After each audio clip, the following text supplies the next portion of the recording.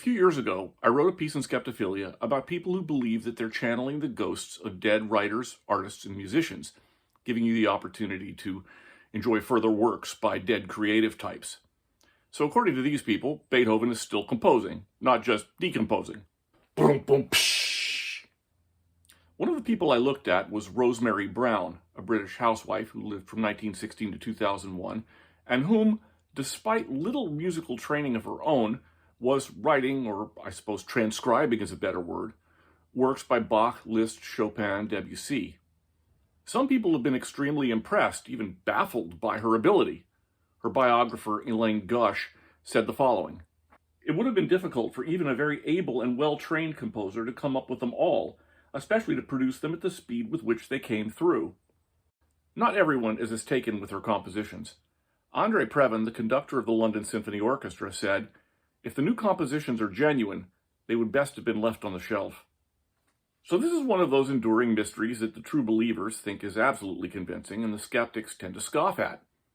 But until now, no one has tried to do a rigorous analysis of her work, or, if you believe Brown, the work of Bach et al.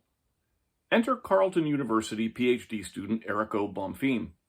Bonfim has undertaken a rigorous analysis of Brown's work to see if there's enough commonality with the composers she claimed to have been channeling to support the idea that there might actually be something paranormal going on here. Bonfim said, in an interview with CBC Radio's All in a Day, she claimed to be in touch with the spirits of those composers. She claimed to be able to talk to them, and she said that they were dictating pieces to her. It's certainly a possibility that it's a hoax, and that's certainly what the skeptics think about it, but the thing is she wrote one piece in front of the cameras when the BBC was recording, and it's quite a complex piece.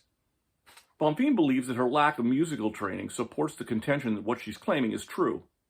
She didn't seem to have a very deep musical knowledge. She just had some piano lessons. She was not a trained composer. So it's quite hard to believe she would be able to write that kind of piece, especially if we keep in mind that it's close to Liszt's late style. And it wasn't only Liszt she was able to mimic. Bonfim says her ability to write in the styles of other composers is positively uncanny. To reproduce so many styles of classical music, that never happened.